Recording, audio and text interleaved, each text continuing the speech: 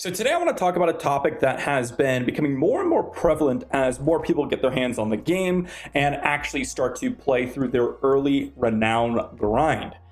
And I'll preface this by saying that honestly, this doesn't really affect me too much because I find the renown grind to be pretty simple and I'm not really too adverse to it, but I do understand some of the criticisms and I do agree with them. Well, some of them. So what are we really pointing out here? Well, when a season resets, what gets reset? Well, first off, you don't have to participate in seasons. So anyone that's playing the game, when season 1 comes out, which is mid-July to late July is what they said, we will not have to participate in it. So if you have an Eternal Realm character, in fact, if I log out here and showcase, you'll notice by your character says Eternal. That means it's in the Eternal Realm and it will not be reset. However, if you wish to engage with the new seasonal mechanics, the battle pass, and the new seasonal, let's say, items or whatever it is, events, then you do need to make a seasonal character. And in fact, if you've bought the Ultimate Edition or the editions that come with the battle pass, you need to play a seasonal character in order to get your battle pass value. Otherwise, you just lost that money out of the blue. So a lot of people are going to be engaging with seasons. And in fact, most people want to try at least one season, but also there's a whole other group of people that don't even like seasons at all. Why is this? Well, because people don't want to reset and do everything here. I mean, going around and exploring the entire map and getting all the altars and then maxing out everything is a big process. And some people are really annoyed that that is going to have to happen. Now, if I were to log out here and say start a new character, there's a few things that the game gives you. So if I create a new character here and we'll pick whatever it is, I don't really care, just to showcase it for the video, you get a lot of things transferred between characters. For example, skip campaign, right? Skip campaign allows you to immediately start in Kyovashot. You don't have to do any of the campaign and you can immediately go into World Tier 3 if you have someone to boost you, or if you're really good and you get some really good gear earlier on, right? You can get some massive, I guess you say, boosts to your progress immediately inside the game.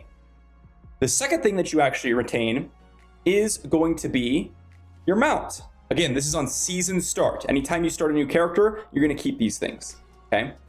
But the thing you're not going to keep, and this is why people are annoyed, is the renown. Now you might notice that, I still have the skill point, the potion capacity, the paragon points, etc. This only works for your characters in that season, or if they're on Eternal Realm. The renown itself will actually be reset come season start, which forces us to redo this whole process. The other thing you keep in terms of the renown system and between seasons is the Altar of Lilith value. The Altars of Lilith actually give you stats, and you might notice when I start off the game, I have like a bunch of stats right at the beginning. That's because the altars give me stats. But the renown that they contribute is not going to be reset, or is going to be reset. So you have to acquire the altars anyways, if that's one way you want to acquire renown, or you're going to have to max out basically all the other 5 things. Because again, if I hop back over to my other character, you'll notice that I don't have to finish everything, but I have to finish like maybe 80 to 90% of the activities within a zone in order for me to get max renown. And the Altars of Lilith contribute a lot of renown, 10 per, and if you have around 30 on average per zone, that's another 300 renown that you have to make up somewhere else. And you notice here on my Fractured Peaks, I haven't discovered any areas, or all the areas. I still have about, maybe, so let's say, what is that? 60 renown there. So I have 60 renown here. I have 4 dungeons to complete, which is another 120, so 180. So the remainder renown has to come from side quests, which means I'm doing way more side quests. I'm doing way more area exploration. I'm doing all the dungeons come season start, because most people aren't going to want to go around and pick up the altars. In fact, it's generally not going to be a good experience method. So you're going to want to focus on dungeons and such. And this is where people's problem comes into play, because to be fair, a lot of people just kind of want an adventure mode from Diablo 3, or some mode where they can immediately jump into the game and just do whatever they want, okay? And I actually do understand that quite a bit, because some of the things can be a little bit annoying, to be honest, right? going through and doing side quests. It's not particularly my most fun thing. It's probably my least favorite thing to do in the game is side quests. Strongholds, waypoint gathering, that's not bad. Side dungeons, that's what we're going to be doing anyways, not that bad. Altars, also not extremely fun for me. It wasn't that bad, but I wouldn't want to like actually just jump into the game and do these things for fun, right? My enjoyment comes from building up the character, comes from leveling up. It comes from experiencing multiple characters and doing nightmare dungeons / regular dungeons. That's how I have fun in the game. And I know a lot of other people feel the same. And so this is where the major problem in the season comes in, because everyone is encouraged to actually repeat the renown system. Now, if you're a casual player and you just want to sit around and enjoy the story, you don't really care about this, that's totally fine. I get that. And in fact, this probably won't affect most of the players.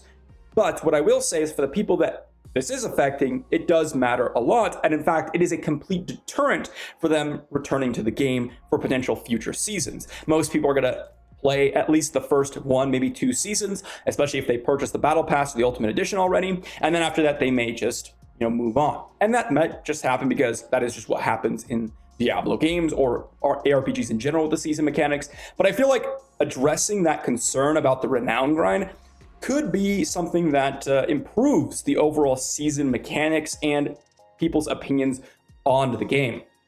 In fact, one easy thing to do is just to bump up the renown value for side dungeons going forward. If you bump up the side dungeon renown, first off, side dungeons are things that people have to do anyways to get the Codex of Power, to go and do nightmare dungeons in the end game.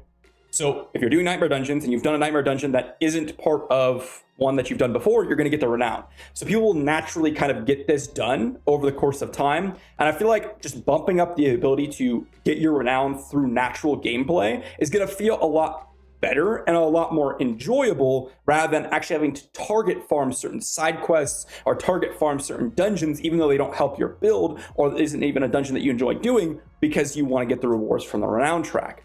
And I will say the first 3 points are particularly the most important ones. Potion capacity is huge. 2 skill points per zone is huge. The 4th tier is pretty useless.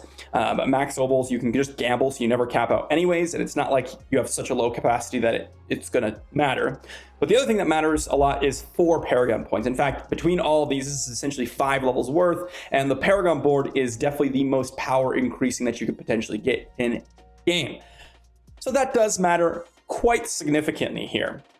And I really hope Blizzard takes a second look at this and potentially addresses or comes up with an idea where the renown grind turns into something more enjoyable. It doesn't have to be easy. That's not exactly what I'm saying, because I know some people are going to say, oh, you just want it to be easy. I want it to be engaging and fun. And right now, I do understand the criticisms that a lot of you are making about it not being fun. And I think an easy way to accomplish that, as I mentioned, is just to make it part of the natural progression of the game by increasing the renown value of dungeons. But let me know what you think in the comment section down below. Do you think this is a big problem? One thing I want to add at the end of the video here, because that's all I had to say about this topic, is I just want to add another thank you to you all, because the other day I posted a video and I just thanked you all about how big we've gotten, how many people are watching and all that type of stuff. But it really does mean a lot. And I wanted to add it to one of the longer form videos here at the end, because I know some of you watched to the end. And for those of you that watched the end, you particular probably have been watching for some time or watch a lot of the content. And I just want to say thank you again, because it does matter a lot. We've been really exploding on YouTube and all that other stuff. So thank you. And I'll see you all the next one.